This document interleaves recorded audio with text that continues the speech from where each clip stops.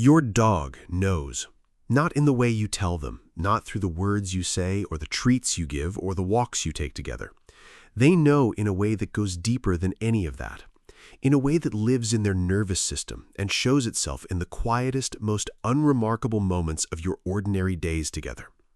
And the four things on this list are not tricks, and they are not trained responses. They are the honest, involuntary signals of a dog who has looked at you, learned you, and arrived at a conclusion about you that they carry every single day. By the end of this video, you are going to see each one of them in your dog, and you are going to understand for the first time exactly what they mean. Pay particular attention to the third one, because that is the signal most owners see every single day and almost none of them recognize for what it actually is. You have been showing your dog love since the day they arrived, through food and warmth and presence, and the thousand small ways you have made their life feel safe. But here's what most owners never fully consider. Your dog has been responding to that love this entire time. Not with performance, not with behaviors they learned because a treat followed, with something far more honest than that. With the involuntary biological responses of a nervous system that has registered yours as safe, as significant, as worth orienting toward above everything else in their environment. What you are about to see in this list is not your dog being cute. It is your dog being completely honest about what you mean to them. And that is something altogether different. The first thing your dog does when they know you love them is seek your face, specifically when something frightens them. Not the door, not another person, not the window or the safest corner of the room, your face. The moment something startles your dog, a loud sound, an unfamiliar presence, a shift in the atmosphere they cannot explain, their head turns toward you before their body has decided how to respond. They are not looking for rescue in that moment. They are doing something more sophisticated than that. They are using your face as a reference point for how worried they need to be. If your expression is calm, they register calm. If your expression is alarmed, they register alarm. You have become their emotional compass, the thing their nervous system checks against reality before it decides how to feel about anything. A dog who does not know they are loved does not do this. A dog who is uncertain about their bond looks for exits, looks for distance, looks for any way to manage their own fear without relying on another creature. A dog who turns to your face in fear has already decided something fundamental about you. You are the safest thing in the room. The second thing is the lean. The specific full-body press against your leg, your side, your back when you are sitting still and there is nothing obvious prompting it. No food nearby, no walk imminent, no clear reason for contact. Just your dog crossing whatever space exists between you and pressing their weight into yours in a way that is completely unhurried and completely deliberate. Most owners receive this as affection, and they are right, but they are not right about what kind. This is not the excited affection of a dog who wants something from you.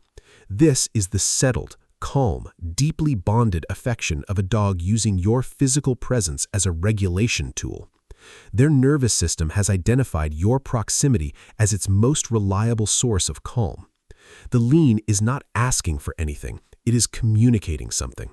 It is saying, I know you are there, and I want you to know I am here, and that is enough. That is all. That is everything. The third thing is the one that owners see every single day and almost never correctly identify. Your dog brings you something when you come home, a toy, a shoe, whatever they can find. And it happens so consistently that most owners have simply filed it under excitement or habit and stopped questioning it.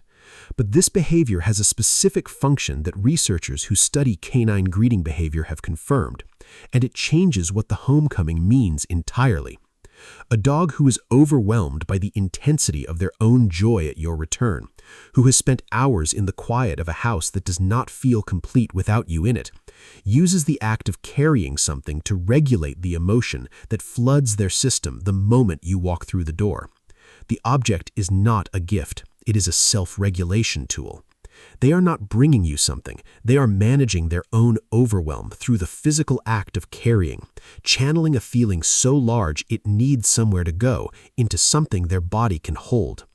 And the fact that they want to arrive at your reunion in a regulated state, that they care enough about this moment to manage themselves for it, is one of the quietly profound things your dog does. It is love expressed through the effort of self-control. The fourth thing is the simplest and the most easily overlooked, and the one that contains everything else inside it. Your dog checks on you.